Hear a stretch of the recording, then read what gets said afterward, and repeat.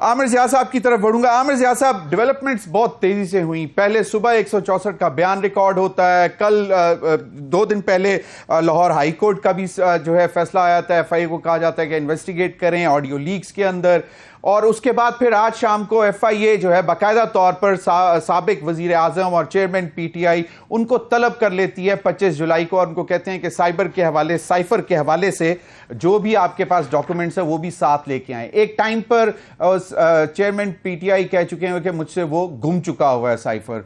मुझे राना सनाउल्लाह साहब की एक स्टेटमेंट याद आ रही है। उन्होंने कहा था कि वो हमारे पास फॉरेन ऑफिस में महफूज है, और फिर उसके बाद एक कैबिनेट मीटिंग में बताया गया मौजूदा हुकूमत की कि जी वो गायब हो गया है। तो ये इन सारी सूरत हाल को आप कैसे देखते हैं कि ये क्या मतवक्के तो था कि मोहम्मद आजम खान साहब जो है एक वादा माफ गवाह बनेंगे, लेकिन आपको अब लगता क्या है, क्योंकि पीटीआई के भी इस पे कुछ सवालात आ चुके हैं सामने। मैं ये कहता कि बड़ी दिलचस्प सूरत हाल है। हमने हमेशा देखा, मैं अगर दायरे के कानूनी पहलू पे तो बड़ा तफसील से बात हो चुकी है, लेकिन जो हमें नजर आ रही चीजें, ये पहली मरतबा ये पाकिस्तान की तारीख में नहीं हो रहा। हर कुछ अरसे के बाद हम देखते हैं कोई इसी किस्म का शोर मचता है। जमीर साहब, आवाज आ रही है आपको? जी जी आ रही, बिल्कुल आ रही।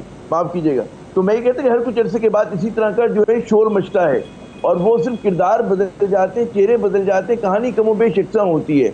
आपने खुद अपने इब्तिदाई कलमात में 164 का जिक्र किया कि जो इसाक डार साहब ने जिनसे ली गई थी, बड़ी भारी कॉपी थी। वो बहुत एक कहते हैं ना, एक जबरदस्त किस्म का डॉक्यूमेंट था। फिर देखते ही देखते हैं कि वो डॉक्यूमेंट जो है उसकी कोई हैसियत नहीं रहती, और वो जो भी उन्होंने इतराफात किए होते हैं मनी लॉन्ड्रिंग के हवाले से, दीगर जो मतलब है फाइनेंशियल जो क्राइम्स है उसके हवाले से, तमाम की तमाम चीज़ें जो हैं वो सीधी हो जाती हैं। तो यहाँ पर भी जिस तरह से भी, क्योंकि तफसीलात का आना बाकी है, और कुछ अभी जो हमारे मोअज़्ज़िज़ वकील साहब बात कर रहे थे कि जी अंडर ड्यूरेस ना लिया गया हो वो बयान, जो है ये ना हुआ हो कि जनाब वो शख्स जो है उसको मजबूर किया गया हो। तो बहुत सारी चीज़ों की वजाहत होना बाकी है इस वक्त, और ये वजाहत भी बाकी कि इतने दिन जो है आजम खान साहब कहाँ थे, किसके पास थे। तो चीज़ें जो है इतनी आसान नहीं है, लेकिन जाहिर है कि जब जमा मकान किसी के खिलाफ हो जाता है, ज़मीर साहब आप उसे बेहतर जानते हैं, तो कम से कम वो कहते हैं ना कि नियर टर्म के अंदर उसके लिए चीज़ें जो है बहुत ज़्यादा मुश्किल हो जाती है। वही चीज़ मैं देख रहा हूँ पीटीआई और जो साबिक वज़ीर आज़म पाकिस्तान है उनके साथ होने जा रहा है कि बहुत सारी चीज़ें, जैसे अभी तोशा खाना का केस है उसके अंदर बहुत ज़्यादा हरकत आ रही है। उसके अलावा फिर हम देखते हैं उनकी जो इद्दत वाला केस है वो सामने आ गया है, 9 मई सब सामने आ गया है जी, और 9 मई का केस है। तो बहुत सारी चीज़ें हैं उसके अंदर और उसमें, और मगर मैं ये कहता हूँ कि मुझे फ़र्क ये नज़र नहीं आ रहा कि माजी में हर सियासी जमात और इस मुल्क का हर सियासी रहनुमा कमो बेश इल्ज़ामात की नौयत ज़रा सी 19-20 का फ़र्क होगा, लेकिन इसी तरह के इल्ज़ामात से गुजरा है। आप याद कीजिए वो जो हाई जैकिंग का केस बना था मुशर्रफ साहब के दौर में, नवाज शरीफ साहब, वो भी बड़ा ही संजीदा केस था, और वो कोई ऐसे ही कोई ख्याली केस नहीं था। मतलब वाकई ऐसा हुआ था कि जहाज़ को लैंड नहीं करने दिया गया, लेकिन फिर हम देखते हैं कि मतलब है वो चीज़ें चली, बड़े ज़ोरों शोर से चली, लेकिन आज जो है नवाज शरीफ साहब उसके बाद फिर दोबारा मेन स्ट्रीम के अंदर आ गए, फिर उनको निकाल दिया गया, फिर दोबारा उन्होंने अपने लिए जगह बना रहे हैं वो। तो बड़ी दिलचस्प हमारे मुल्क की सूरत हाल है, क्योंकि हमेशा इसके हीरो और विलन बदलते रहते हैं। जो आज हीरो है तो जरूरी नहीं कि वो कल भी वो हीरो ही हो, कल को विलन हो सकता है, और विलन जो है वो हीरो हो सकता है। तो हम जैसे जो हिस्ट्री को रिकॉर्ड कर रहे हैं, हम लोग सिर्फ अपने सर खुजा सकते हैं। और उसमें फिर मैं आखिरी बात ही कहूंगा कि अब किसी खबर पे यकीन नहीं रहा, किसी मतलब है कि आपको पता नहीं चलता कौन सी बात कहाँ पर सही है, क्योंकि इतनी गर्द उड़ाई जा चुकी है हर चीज़ के मामले पे। अब मैं यकीन से नहीं कह सकता कि जो हमने माजी में बातें सुनी थी वो गलत थी, या आज जो बातें बताई जा रही हैं वो गलत है, या वो सही थी और या आज सही है। सही सवालात हैं, और ख्याल में हर पाकिस्तानी के जहन में है, और बड़े जेन्युइन सवालात हैं। सही। आमिर ज़िया, एक चीज़ बड़ी दिलचस्प मुझे लग रही है, एक बड़ी बहस छिड़ गई थी एक टाइम पर कि ये साजिश है या मुदाखलत है, और इस पर जो नेशनल सिक्योरिटी कमेटी मीटिंग जो पीटीआई हुकूमत में हुई थी 37th मीटिंग, उसमें उन्होंने ये कहा गया कि this is blatant interference in the internal affairs of Pakistan. और फिर जब 38th मीटिंग हुई, उन्होंने इस पर कहा कि reaffirm the decisions of the last National Security Committee meeting.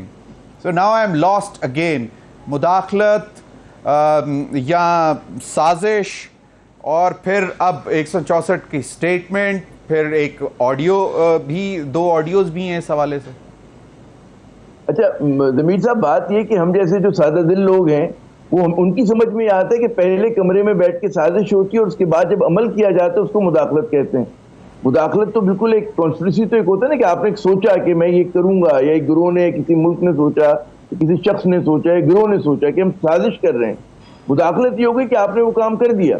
ٹھیک ہے نا. تو میں سمجھتا ہوں مداخلت، اب مجھے نہیں پتا کہ ڈپلومیٹک لینگویج میں تو ہمارے معزز سینیٹر حضرات اور جو لا میکرز ہیں وہ زیادہ ڈیفائن بہتر کریں گے، لیکن اس عاجز کو تو یہی سمجھ میں آتا ہے کہ بڑا اسٹرانگلی ورڈڈ تھا، اور اس میں ہماری فوج کی اعلیٰ قیادت موجود تھی.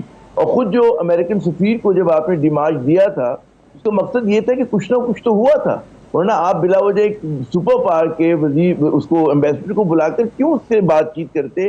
اب ہو سکتا ہے کہ اس کی انٹرپریٹیشن میں فرق ہو کہ جی وہ ایکٹیو رول تھا، نہیں تھا، کیا تھا وہ. اب ظاہر ہے کہ میں اور آپ یہاں بیٹھ کے پروگرام میں فیصلہ نہیں کر سکتے، وہ تو ہمارے جو ارباب اختیار ہیں، فیصلہ ساز، ان کو زیادہ پتا ہوگا. اور اس پہ بھی ہم نے دیکھا کہ پوزیشن میں تبدیلی آئی، جو آپ نے بالکل رائٹلی پوائنٹ آؤٹ کیا.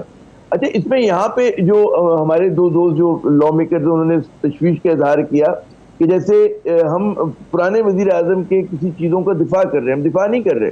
بطور صحافی میں یہ سوال اٹھا رہا ہوں کہ جناب جس شد و مت کے ساتھ آج ہم پی ٹی آئی کی تعریف کر رہے ہیں اور سابق وزیر اعظم کی کر رہے ہیں، تو میں نے اپنے 32 سالہ جو جرنلزم کا کیریئر ہے، میں نے دیکھا کہ کئی مرتبہ مختلف سیاسی پلیئرز کے ساتھ اسی شد و مت کے ساتھ جو ہیں توپوں کے دہانے کھلے ہیں.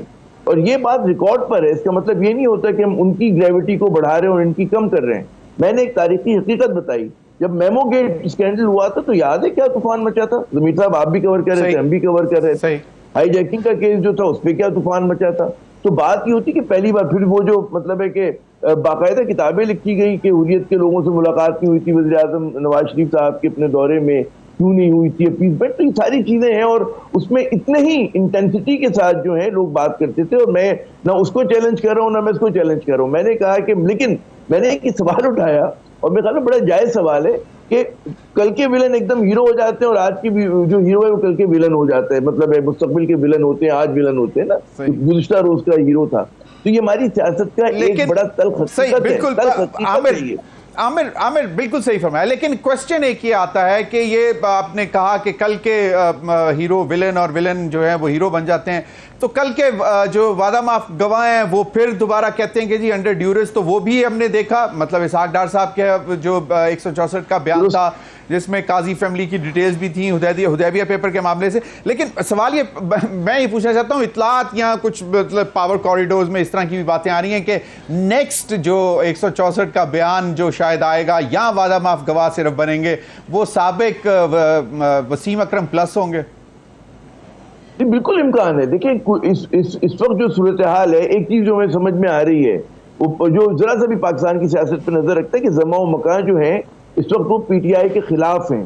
اور اگلے الیکشن میں نہیں دیکھتا کہ اگر پی ٹی آئی کی سمبولک پریزنس بھی ہوتی تو بڑی بات ہوگی.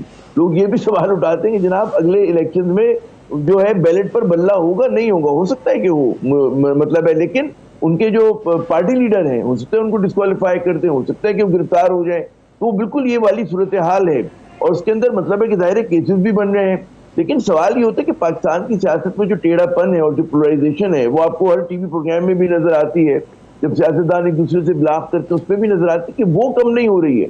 اور اگر کوئی یہ سمجھے یقیناً کہ مبینہ جرائم جو ہیں وہ بہت سنگین ہوں گے، لیکن میں پھر بھی عرض یہ کروں گا کہ اس ملک کا جو بنیادی تضاد ہے وہ صرف وہ ایک فرد نہیں ہے، بلکہ ہمارے پاس جو ایک سیٹ آف پرابلمز ہیں وہ زیادہ کمپریہنسو اور زیادہ پیچیدہ اور بڑی ہیں. بالکل. تو ہمیں اپنی نیشنل ڈسکورس کو اتنا سادہ نہیں کر دینا چاہیے کہ اگر ایک آدمی کو جیل میں ڈال دیں آپ بالکل جیل میں ڈال دیں، عمر قید دے دیں، جو مرضی کرنا ہے کریں. اس سے بھی بڑے بڑے کام کر سکتے ہیں، کر دیں.